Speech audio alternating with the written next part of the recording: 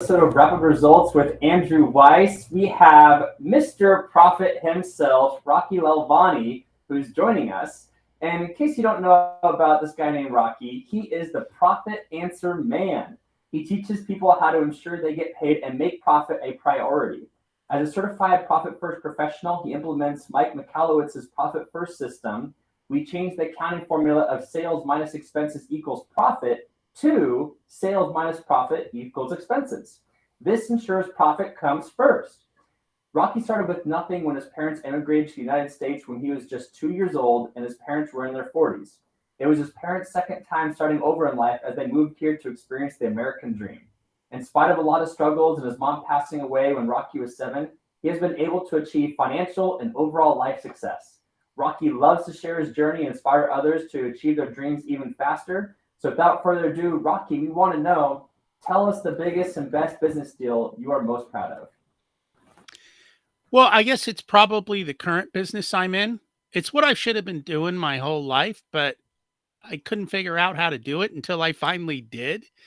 And in doing that, I was able to walk away from a nice six-figure job, do a 180, start my business, and exceed within 2 years, exceed the revenue that I was making in the W-2 job. Now I've got freedom. I do what I love, and it's been a lot of fun.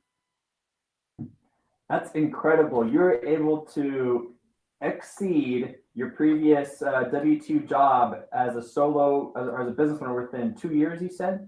Within 2 years, yeah. And I That's mean, I could have incredible. gone a lot further, but I don't want to work that hard. That's fair. No, you're definitely living the dream, and that's why we're here today. Because I'm sure a lot of people want to know how the heck can I be like Rocky. So let's go back and so tell us about your journey. About let's go back to it's the day you're quitting your job and you're going. Hopefully, fingers crossed, I can learn how to make money outside of this W-2. Like, tell us about more of that journey. So first of all, don't be like me. Be like you. Because if you're following someone else's dream, you'll make the mistakes I made, which put me on the wrong path and not to what was best suited for me and or what made me the most happy. So I'll leave you with those words of wisdom. Um, I think that journey to walking.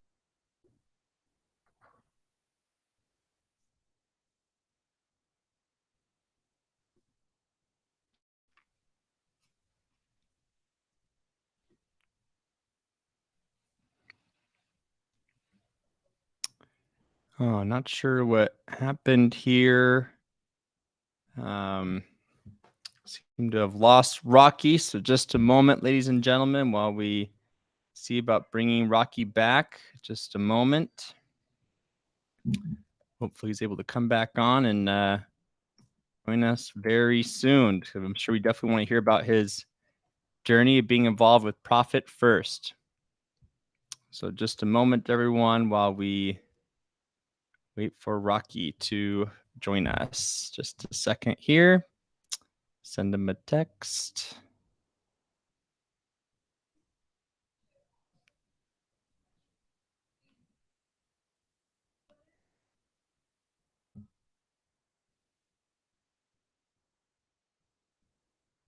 Oh, there we go. Oh, whoops. Nope. Okay.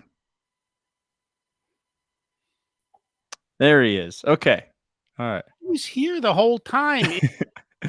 Oh, that's bizarre. On the screen, and you became like the main Oh, thing. okay. So That's I all didn't right. realize I dropped out because nothing changed on my end.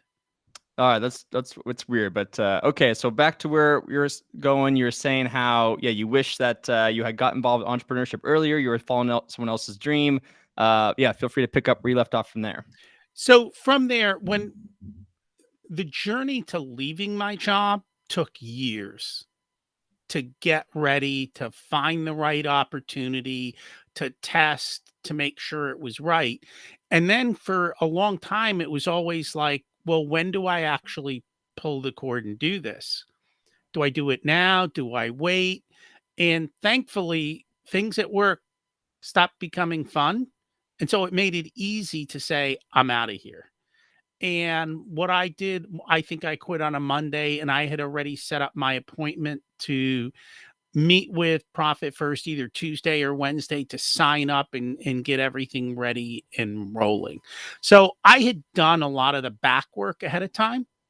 I had planned for a cash runway. I always assumed it would take 3 years to get the business up and running. So we figured out, how are we going to operate for 3 years if no money comes in? This doesn't work out. At that point, I had 1 kid in college, 1 on the way. Wow. So, all of those things, and we actually sat down and mapped it out, You and created your a wife, you plan. mean? What's that? You and your wife, or you and the Profit First team? It was a big part of it was me and myself No. figuring it When you out, say we, it's mostly yourself. Yeah. talking to people in the industry, talking with my mastermind group, um, testing to see if it was a viable market, what kind of income, the deliverables, and then also talking to my wife to say, are you okay? This is what we have to do in order for me to walk away. So yeah, part of that, I think for her side, it was the permission to be able to go out on the own, and then B was, how do we do this financially? Wow. So making sure you have a plan in place, first of all, making sure you have people behind you as part of a team to make sure you're not doing this all alone. And so tell us, so what was your plan? Tell us about your first sale. You're like, oh my gosh, I might not have to wait 3 years to get paid. This is nice. Tell us about that. Well, honestly, I think, because I put up a post when I guess when I gave notice, I put up a post and said, I'm retired. We'll see what happens next. And then I think about 2 weeks later, I put up a thing, hey, this is what I'm doing. And so I did catch, so that's the thing. I had a couple clients on the side. Um, and within 6 months, they disappeared. Oh, what'd you You know what? do? It's the roller coaster. Well, Yeah. different things happen, right? I picked up 1 or 2 new clients. But yeah, you go through that roller coaster of a ride in the beginning. And it's until you figure out how to get your messaging down, how to truly define and figure out, well, this is what I thought the avatar is, what really is the avatar. And so that's changed over time. And we've gotten much clearer on who we serve and how we serve them. And then creating a good deliverable, I think that took, until you start doing it consistently, you've got to keep improving and learning and building out those systems. So it took a lot of work and effort to be able to do that, because what I do is not a simple to understand in how to tell people. And then the other part is making those connections and building credibility and creating the know, like, and trust. And then the other thing that happened is 6 months after I left, COVID. Oh So, man. that changed everything again. Literally, COVID, we pivoted in COVID, I think within 24 hours. Wow. And so the business was always built to be virtual. So COVID actually, it made the world turn into working with us in a virtual way that they may not have been happy with before COVID, right? Nice. Yeah. People didn't know how to use Zoom. It was hilarious back in March, because I'm like, I've been using Zoom for months. I Mm, know how it works.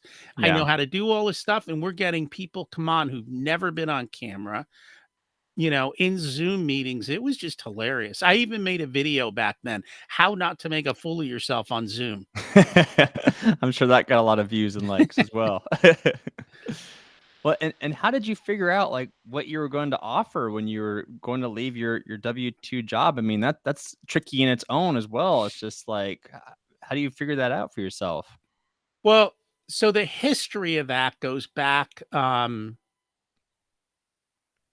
almost 40 years. Uh-huh. So as a kid, I was very entrepreneurial. I was always making a buck. Um, And one of the things I did was I went out and bought an Apple II computer back when they first came out. So it had a whopping 4K of memory. Ooh. Ooh, right? I don't even think you can store a letter in 4K anymore. Yeah, seriously. Yeah. Um, but one of the early programs on that was VisiCalc, which was the precursor to Lotus, which was the precursor to Excel. Hmm. So I was always playing with spreadsheets, and some people around me were like, "You know how to do spreadsheets? Come in and teach our accountants in this company how to use electronic spreadsheets and get off a paper ledger." Then I had a job in college working in a bank. They're like, "You know how to do spreadsheets?" They're like, "Come do our spreadsheets for us." So that was my original idea, is being able to do that. But I didn't understand, how do you tell somebody you're going to build a spreadsheet and the value of it Hmm. and what it does? And so I kind of followed good and had a nice life and made good money. And then I started to realize, wait a minute, all these people are running all these data streams, and the computers that they're running them on and the programs are not giving them good data. They actually put it all into Excel, and then they play with it in Excel, and there's tremendous value in this. I'm like, well, I've been doing that forever. Yeah. Like, Hmm. now I know what it is. Now I realize it has value. Now it was a matter of, how do I now make that to be something worthwhile to people? And so what we do for small businesses is we look at their financials, we manipulate it, and then we give them a very simple to look at dashboard to say, this is the equation of your business. And if you'll just do this, your profits will go up. Right? Wow. So Hmm. it's taking the data, figuring out where the problem is, showing it to them, and then helping them figure out, hey, what's a step I can take today to improve the profitability in my business?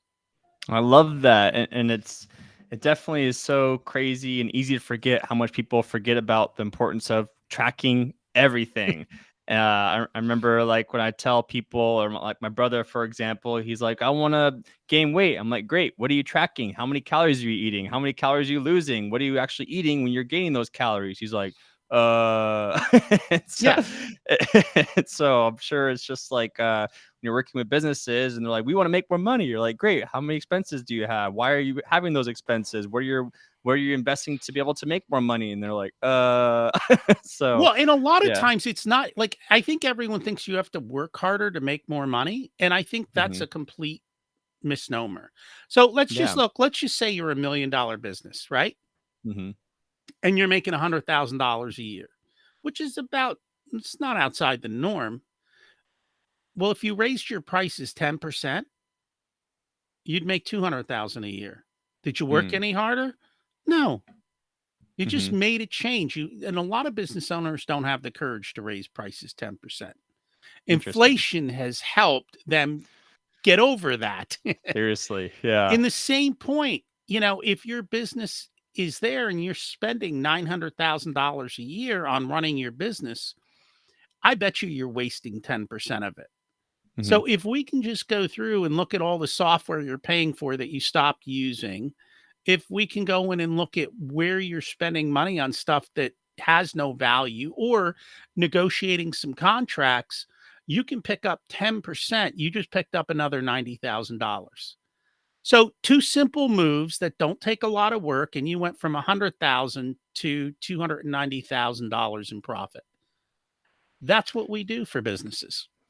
I love that. And I love too that it goes back to, like, it was saying it's simple but not easy.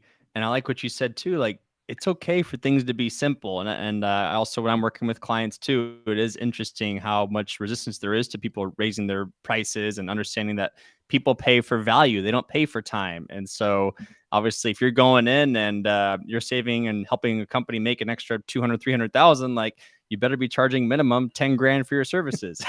Because not yeah. Exactly. And that's where a Yeah. lot of people don't realize that that is possible, Hmm. right? Yeah. It is. And I mean, that's a no-brainer business decision. I love that. And so tell us again, so going back to your first sale, like, obviously I don't know about you, but even though I had the entrepreneur itch when I was a kid, when I asked my first $1,000 client sale, I'm like, oh, I hope they say yes to $1,000. And it could be scary to ask for your first high ticket client sale. So tell us about your first experience with that. I'm trying to remember who my first client, like the first year was a big struggle. Like I said, people left, and I don't think I really picked up clients for quite a while that first year. It took a while. And then all of a sudden they literally just started hitting. Like it it went from essentially very little to massive growth within probably a 12-month period. Like Wow. it went gangbusters. So I think I just, in the beginning, I also undercharged. Hmm. Everybody Yeah. does that. But then as I started picking up clients, I kept steadily increasing my prices. So I Yeah. think what I was first thinking about to today, I'm at 4x of what I originally started out at. And so from that, from a minimum standpoint, so that's gotten a lot better. Um, but yeah, it was exciting in the beginning. Every time you pick up a new client, you're excited, like, wow, this is actually working. It's happening.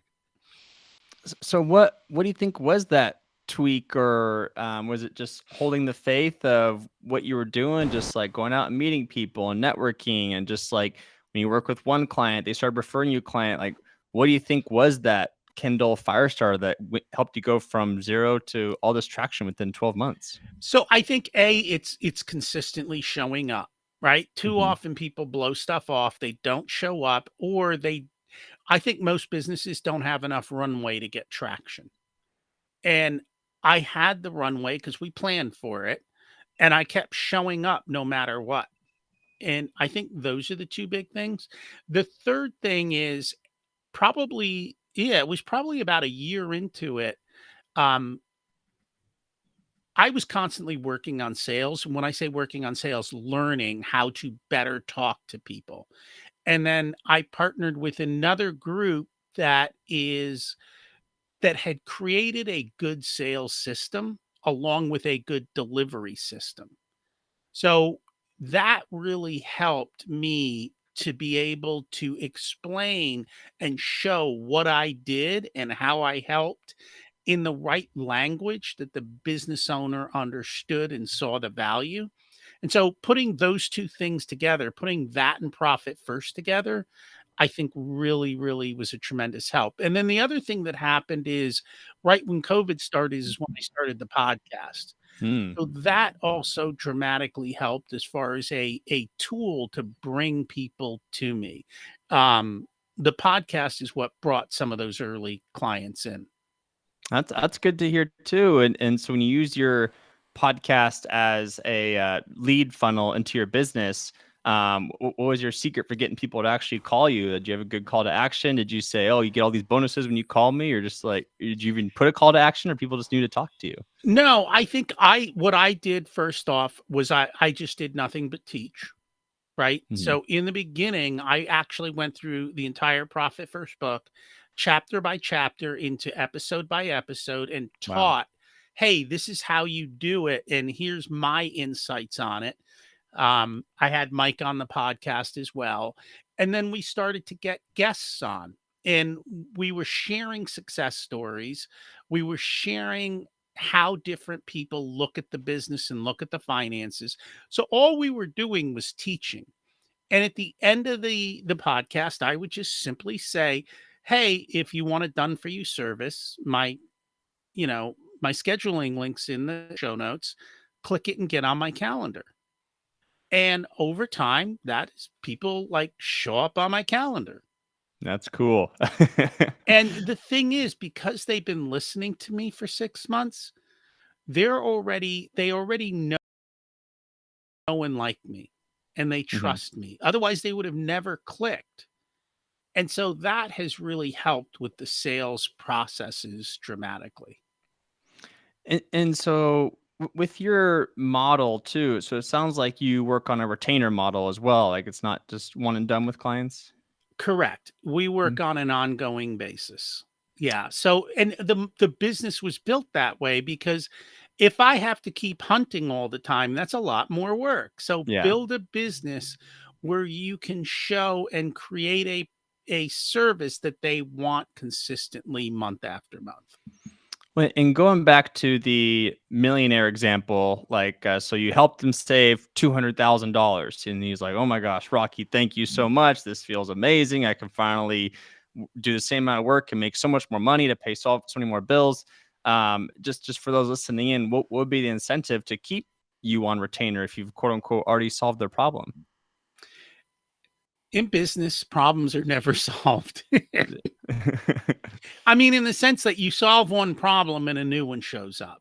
Yeah. Right? So there is always that, number 1. Number 2, if and most of them don't, like my clients don't wanna do what I do, Which is the evaluate their finances, you mean? which is evaluate their finances. So if they're not having that monthly meeting to look at their numbers, to understand what's going on and make changes, if they left within 6 months, would much change? Probably not. But you go out a year and little things are going to start compounding.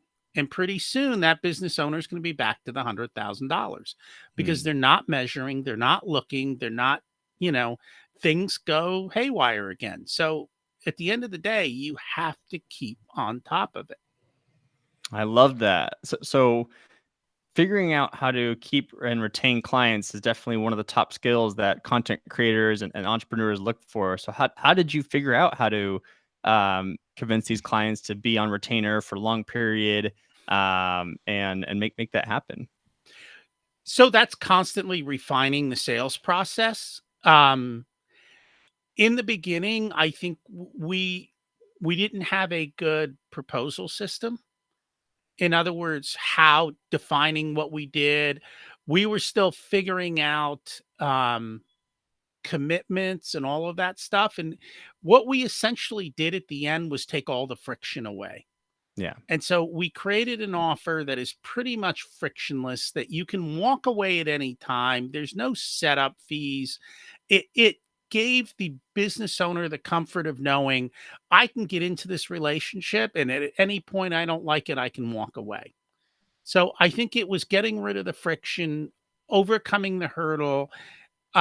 Originally I was quoting out a year of services, which I think was much more of a sticker shock, right? They have to make a big commitment.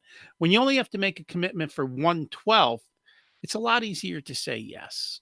Hmm. And then it was getting in front of the right people. That is the hardest part, I think, is figuring out where you resonate and who resonates with you. Yeah, and so tell us more about, for those listening in, like, who is your target client? Like, does it have to be a seven-figure person in the plumbing industry or a seven-figure person in the coaching industry? Or is it, if you're like, I thought if you're making seven figures, I can help you, essentially? So our typical clients tend to be in that 1 to 20 million range. Oh, wow, it's a big Okay. range. It's a big Yeah. range. I mean, so here's what defines the range. They leave us when they bring in a full-time CFO. Hmm. Hmm. Okay. So it until they get to the point where they need somebody in the position doing a lot more full time and being part of their team on a daily basis, we are a perfect in between. Now, what happens for those who are between 0 and a million? We got a lot of those people too. We realized they needed our help and that our pricing didn't make sense for them. So what we actually have created is a digital product with support. So the smaller business owner can get in at a very affordable price point, learn what we do for our clients, learn about how to set stuff up to do this for themselves, and we give them all the Excel sheets and the calculators that we use with our clients. So they get all the tools, and then some people need a little bit of help, and I usually find most do. But if you're doing two, $300,000 in business, if we sit down and have 2 calls, we usually can give you enough information to unlock to go run for the next year and move your business from where you are to where you want to be. and give you the tools. So, and they always get to ask questions. And so we answer specific questions about their business to help them. That's incredible. Off 2 calls, you're confident in helping any business owner at 200, 300K to scale to where they want to go. Yeah, because I think a lot of times they don't even understand what's going on in their business. Interesting. Right? Yeah. They don't. If you sell 4 different products, do you know which one's the most profitable? Yeah, I hope so. You hope so, but maybe Yeah. not. So Mhm. I'll give you a story. I had one guy, one call. Okay, we looked at his numbers. He had a pressure washing business and a Christmas light business. So we looked at his business. I said, "Look, your pressure washing business is nice. It pays the bills. It gives you a little bit of money, right? You can have a nice life. You'll work hard all year round." I said, "Your Christmas light business has crazy, insane margins.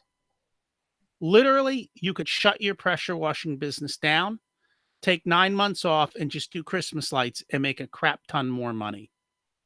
Okay. Mhm. So he shifted his focus. He still kept both sides of the business, but he dramatically shifted his focus. And now, he's making money hand over fist. That's a good feeling to But have. Yeah. it's just the insight to know, oh, I should do this. Or it might just be a pricing insight. We sit down and we show them, hey, you've got all these things, and here's your pricing, and here's your costs, and here's what's actually driving your profit. So even if you're in the trades, some of the guys, I do windows and I do siding and I do this. When you sit down and you look at it and you look at the time that it takes, and then your cost of materials, and then you look at what you can charge, because a lot of times you are constrained by pricing. Yeah. And you start to look at that and go, well, wait, over here in my business is where the best opportunity is. All you have to do is now start shifting your marketing and your offering to that part. And the truth of the matter is, and this happens for big companies just as much as it does for small. In the average big company, so this comes out of Jonathan Burns. He's an MIT professor, so clearly smart, right? He studied large corporations, and he said about 30% of what they do produces almost all of the profit. 30 to 40% of what they do loses money, and the rest is break even. And the Wow. problem is nobody knows what's what. How do they not know? Well, so let's look at this from a psychological standpoint. I am the CEO of a large company, and I go to Wall Street and go, hey, we're going to cut our sales 70% and double profits. We're going to cut our sales 70% and double profits. You see, look at that face, right? Immediately, this guy's fired, right? Yeah. The board's throwing him out. But yet that makes common sense, does it?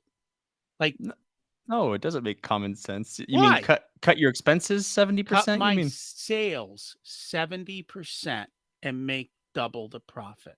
Yeah, I don't understand how that's common sense, because sales means money, I thought. No, sales means cash coming in the door. But so let's look at this, right? I'm selling $1 million worth of stuff. Mm-hmm. $300,000 of that million is giving me $150,000 in profit. Okay. Okay. Yes. Now, the next $300,000 I sell is break even. We don't really make anything off of it. We pay our bills and everything's fine, but we don't make a profit. Because it's like a different product, you mean? It's a different product or a different service line. That makes sense. Okay. Now, my last product line, right, is $400,000, and it actually costs us $450,000 to deliver it. Mm-hmm. So I'm losing $50,000. The problem is when you get into a large company, people start assigning overhead and this and that. It becomes very murky, or nobody actually sits down to figure out, hey, wait a minute, what's going on over there? Why is that division doing this? And no one has the incentive. If you're working in a company and your division's losing 50 grand, are you going to raise your hand and go, hey, we're losing money over here? No, you want to keep your job. Yeah. Right? So nobody's going to say anything. Employees are not paid to make you profitable. No. Employees are paid to spend your money. The old saying was nobody ever got fired for buying IBM, right? People Yeah. don't want to make mistakes that they don't get rewarded on. So we Mm. change the way the business owner thinks. So this is where a business owner would have a real struggle. If you're in a business and an employee can come to you and show you how to save $100,000, would you hand them 20 grand? Oh yeah, easy. Easy, but most business owners won't do that. They freak out over that concept. Interesting. Right? They don't want to reward the person. Nobody gets rewarded for cutting costs, Yeah, that's true. right? Mhm. Nobody gets rewarded for increasing efficiency. What everyone does is work less and hide. Yep. So you Minimal got work. Yeah. you have to change the paradigm of your business and change the way you think around it. So I think that's a big part of it. Everyone's told you got to spend money to make money, and we say that's not true. You don't Hmm. necessarily have to spend money to make money. You have to use your resources more resourcefully, which nobody is tasked with. So if you don't have clarity of where your money is coming and going, what your margins are, then you're going to struggle. So the next question is, so you guys mentioned, so obviously you're quote unquote less expensive than a typical CFO, right? Because like you said, people, when they fire you, they just hire a CFO to take your place essentially. Usually that would be the progression at the upper end. Most businesses are probably not going to grow that big. Hmm. It's the reality of it. I mean, how many businesses hit $100 million? Not a ton. Yeah. Oh, you have to Right. be what should be a good revenue or I guess profit goal to bring on a CFO? Like do you need to hit 100 million to bring on a CFO, do you think? No, I think you can start looking at somebody like that once you're upwards of 10 million, maybe Hmm. 20 million. Again, it depends on your margins. Different businesses have different margins and different needs. Um, but usually once you get up above that 10 million, it's a question of what are the different roles? How do you do it? Do you outsource it? And how does all of that go? So it varies. Um, People think 10 million's a lot, but good CFOs are not cheap. And so, if you're a $10 million company competing with a $500 million company for a good CFO, who do you think's going to pay more? Yeah. Yeah. So Yeah. what are you going to get quality wise? And that's the other part of the problem. So there's all Interesting. these things that are out there that we don't think about that really are in a sense disincentives or positive incentives that cause certain behavior. And until you sit down and think it through, you're like, oh, that makes a lot of sense. And that makes me want to ask too, what is one of your favorite stories of helping a company go from zero to hero, or one of your favorite clients you've worked with? And I'm sure all your clients are your favorite, but I yeah. so I have had quite a few clients who came to me after they were in business 10 plus years. Mhm. And after being in business 10 plus years, they did not have a ton of cash in the business, right? They did okay, but they were grinding it out. And what we've been able to do, and again, this is not overnight. Too many people want overnight success. I think it Yeah. took on average 18 months. But at the end of 18 months, they're like, I've never had so much cash, right? Wow. They're starting to pay themselves more. Right. And they're like, well, what do we do with this cash? And we're like, well, we pull it out of the company and we go invest it somewhere else. Mhm. And you build another stream of income or you do something different. But we just set up the procedures to help them generate that excess cash and to hold on to it and to invest it wisely. Too often business owners get, you know, um, shiny object syndrome. And so having somebody to hold them accountable and say, no, we don't need to buy that, or let's do the, profit and loss analysis on making that decision is a big part of it. And you see that a lot with the trades, right? We say that the nicer that pick up, the inverse proportion of how quickly they're going out of business. Right? Because if you go out and you buy $100,000 truck, a lot of these guys don't realize you got to sell 500,000 or, $800,000 worth of product to pay for that truck. It isn't cheap. And they don't think about it that way. They look at it as, oh, it'll save me on taxes, or, oh, I need it.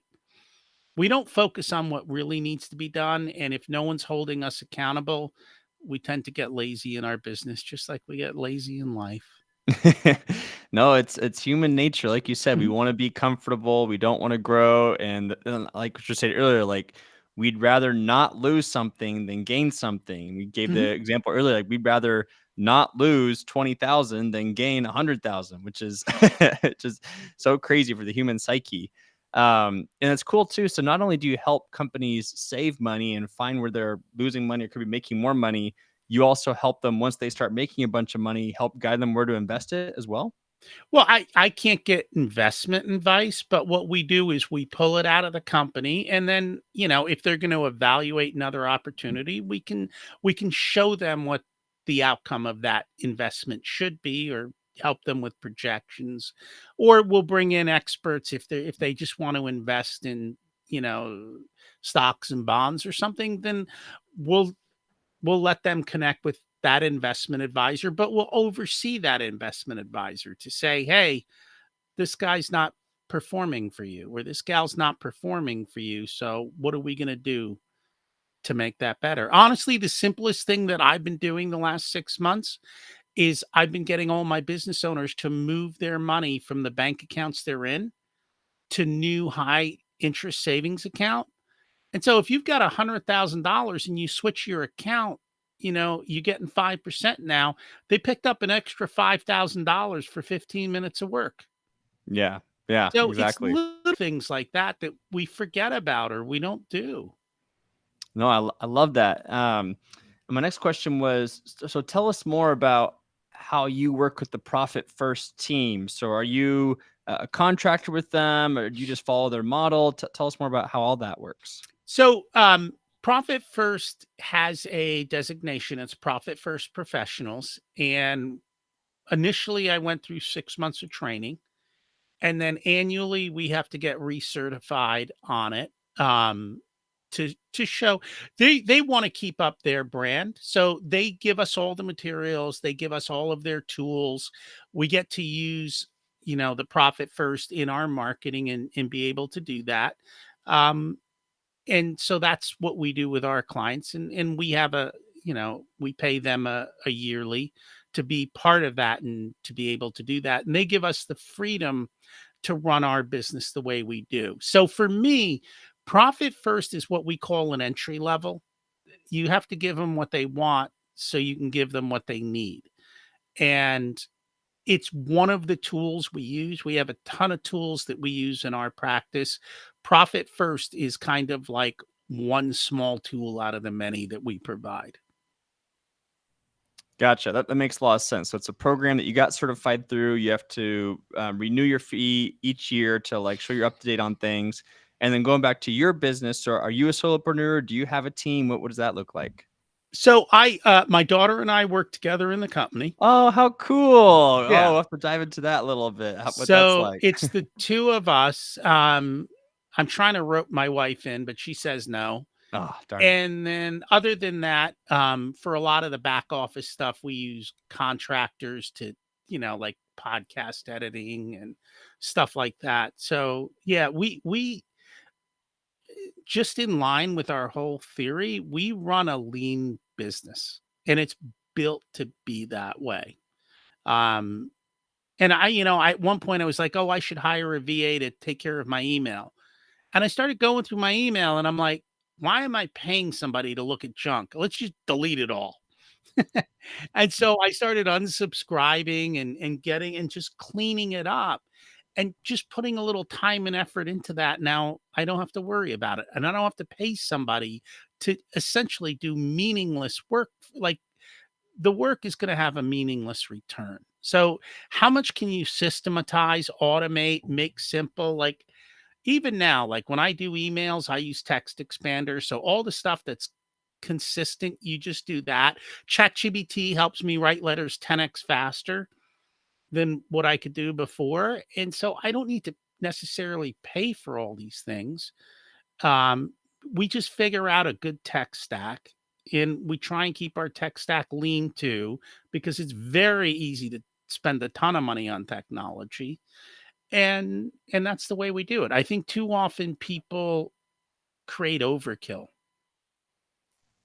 No, that's definitely impressive how you laid out everything. And so, how do you manage your email now? Like, are you only subscribed to like 3 newsletters, and you just check your email twice a day? Like, how do you currently manage your email?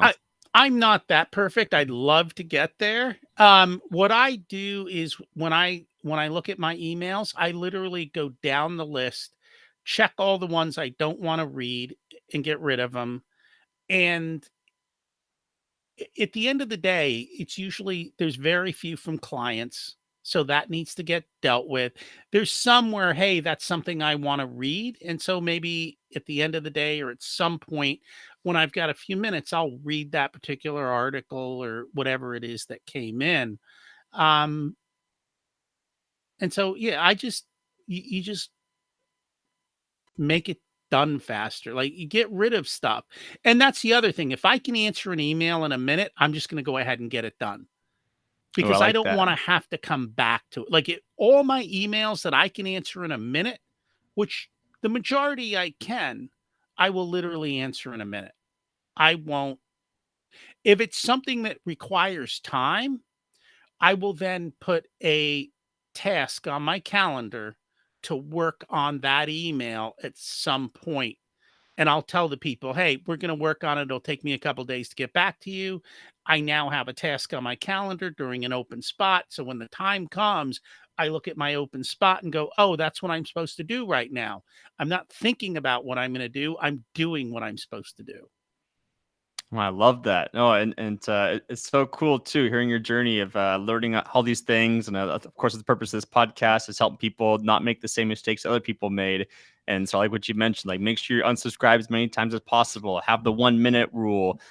Decide what you actually want to respond to in the first place.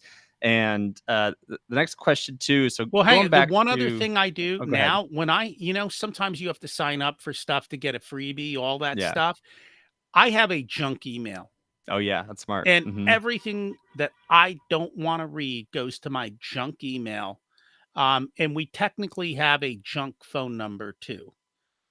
So that How do you get a junk phone number? we still have a landline in the house, but nobody answers it. So I just send everybody the landline. But you can, if you want, you can go to Google Voice and you can get a Google Voice number. There's ways to do it. Well, I love that.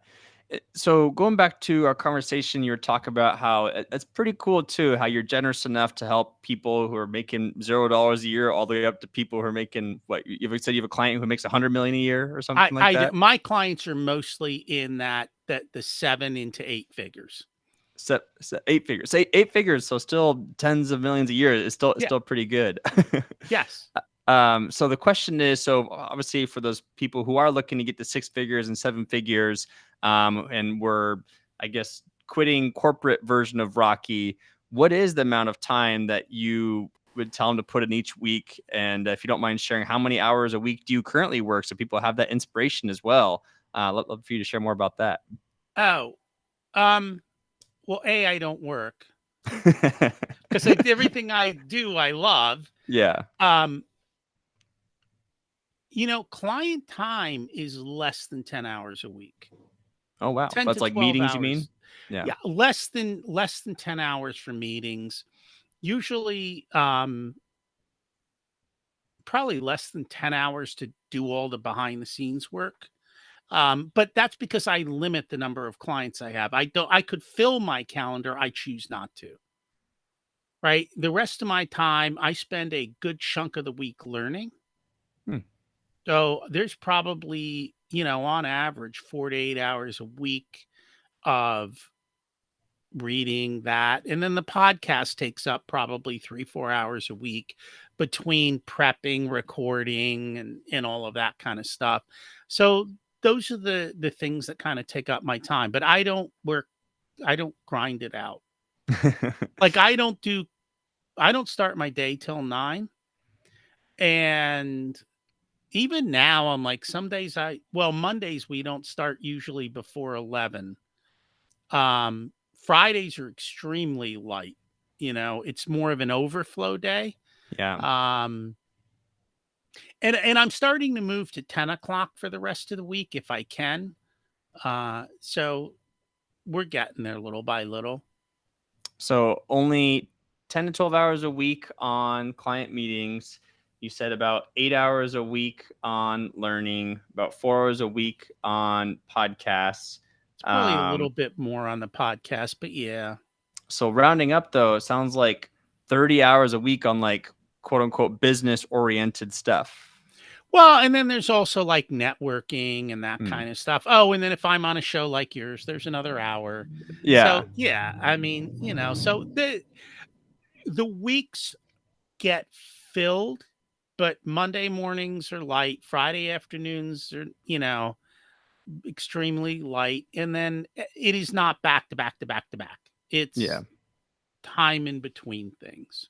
Well, it's still so cool and inspiring hearing you talk about all this. And just like you said, like you're in complete bliss and you're like, oh, I enjoy my client meetings. I enjoy my podcast work. I enjoy learning. And like you said, you get to do what you want to do at the end of the day. We fire bad clients. Honestly, we've set up systems to not attract bad clients. Oh, so tell us more about that, because obviously with growing any business, it's not just who you want to work with, it's who you don't want to work with. So how did you just discover that?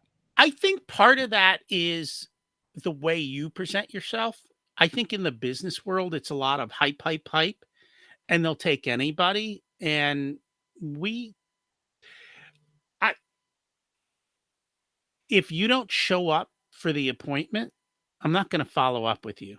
Like, in other words, especially during the sales process, if you don't show up for your first call, I'll send you an email and leave you a message. You don't reschedule, I'm not chasing you.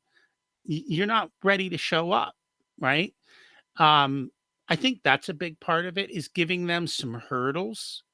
The other two, we tell them up front, this is not overnight success. Too many people are all looking for overnight success and that kind of stuff. And that doesn't work. And then I think it's just the way they behave during the sales process. If I'm not gelling, I'm not following up. Mm-hmm. Well, and I just let it go. And I've done the same thing with clients. I've had clients who, especially in the beginning, and that's why I've learned, because I'm constantly chasing them. I'm like, I'm done chasing. I just stopped billing them and I stopped chasing them. Wow. Interesting. And we were done. And are there clients who think they need your help, but they don't need your help? Like, let's say a client's like, oh, I'm not making enough money. And you're like, oh, you actually need marketing and sales help because you're doing everything bare bones already. Like, do you experience that? Not necessarily. I think everybody needs to understand the framework that we're doing, and that's what we built the course for. So you can go through the course and figure out your framework.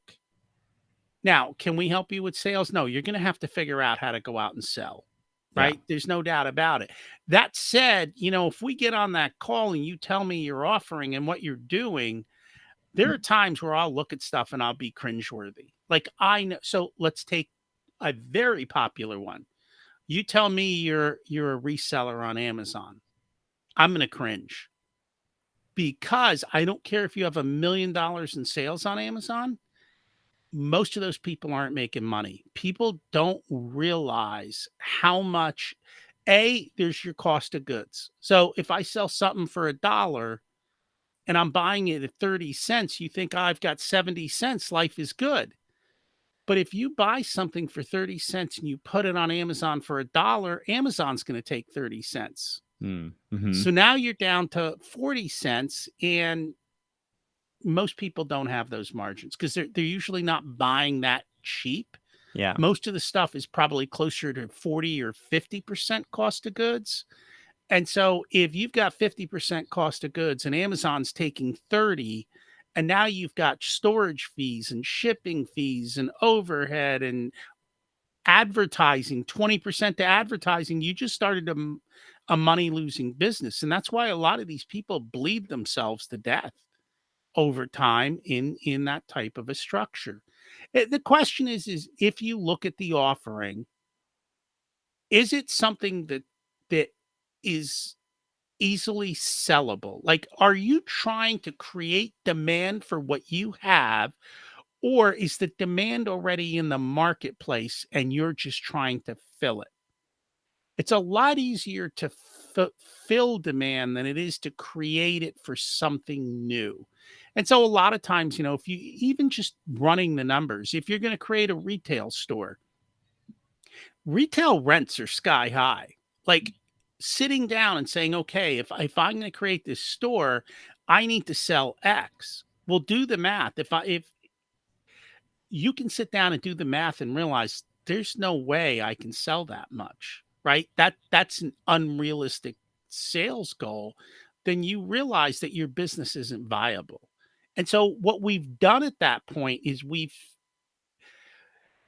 have prevented you from a lot of heartache and a lot of losing money. And that's part of it, is facing the honest truth that your business model isn't going to work the way you've got it.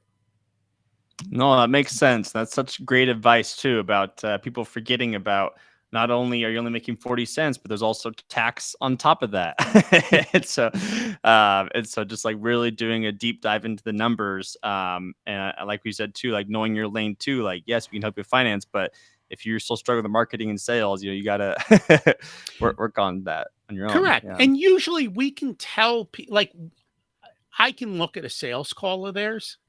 Or actually, we can look at so we track those metrics. So Oh, we look at the entire business model. So the first metric we're tracking is how many leads are coming in, how many people are walking in your door, going to your website, phone calls. Then we're tracking how many of those convert. Right. And then we're looking at what's the average dollar sale. And that tells me what your revenue is going to be.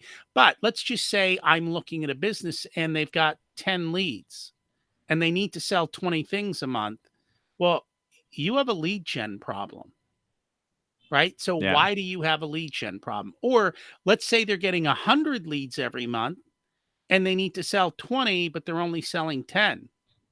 Well, now you have a conversion problem. Yeah. Right? Either we're attracting the wrong people, or we don't have a good sales process, or we're not showing them the right value, or our pricing is off. Something's wrong with our pricing. And here's the surprising thing. Your price might be too low. Hmm. You Mhm. might be turning people off with a low price. It makes sense. And I like the analogy too. Like if you see a guy on stage, he gives this great presentation to 100 plus people and you think he does a great job. You go up to shake his hand, says, "Oh, I'd like to hire you." And he's like, "Okay, yeah, I charge $1,000." And the person's like, "Oh, so you're not actually a professional." You don't want to look bad by charging too low. That's a real thing. I mean, just like in driving, the police can arrest you for driving too slow, just like they can arrest you for driving too fast. Like you have to find that middle ground. And speaking of slow and fast too, I want to shift things a little bit. And I want to ask you about imposter syndrome. And, so you've reached a place that a lot of people want to be in where you love what you do, you're making a lot of money. How do you counteract your imposter syndrome where you like feel guilty for being where you are and just like being okay with receiving the success that you have? I don't feel guilty, but everyone has imposter syndrome. If they don't, they're not at their edge, Yeah. right? They're not and I will tell you, I know a lot of people at the top of their game and they all say the same thing. Like, Mm-hmm. I can't believe people pay me to do this. I can't believe this. I can't believe that. Everyone has imposter syndrome. It's just the reality of it. And you just have to get comfortable with it. And here's the end of the day. If people are paying you and they continue to pay you, you're not an imposter. Yeah. No, I love that. too. Just proves money talks. Money talks. It's the vote, right? No, it makes It's sense. clear as day. So as we wrap up here, I have a few more questions left. One of the questions is, what are some non-negotiable actions for an entrepreneur to be successful? Manage your time. It is the one resource that nobody puts value on, doesn't get tracked, doesn't get like once a quarter, I go through my entire calendar for the quarter before. The reason I could tell you those numbers is because I go through my calendar and I total it up week by week. And I want to make sure that my time is in alignment with what my expectations are. And the other thing is learning to get stuff off your plate, because if my time is worth $250 an hour, why am I doing $20 an hour work? Why am I not paying somebody to do the $20 an hour work and go find one more client or one more hour of work? I love that. Managing your time. Yes, that makes sense. And then as a successful entrepreneur who loves what they do, what gets you fired up every day? Well, I'm just doing what I love. I have fun. Like every day is enjoyable. Like I don't have pain in the butt customers, right? If there is something I don't want to do, then I'm not going to do it. Like I built everything so that what I do, I enjoy. And I sit down and I evaluate that from time to time to say, do I still enjoy this? Is this still what I want to do? And if it isn't, then I stop. I love But that. you have to have the freedom to be able to do that. Getting to, yeah, what gets you more fired up than actually waking up and enjoying what you do? Yeah. That makes Yeah, and sense. you're helping people and, it's in alignment with my values and it's in alignment with my skills that are just natural to me, I love that. you know? Like if I had to wake up every day and play golf, I would be miserable. Like that's just not at all enticing to me. You haven't got any clients from playing golf yet? No client because I don't play golf. I don't Because enjoy you don't it. play golf.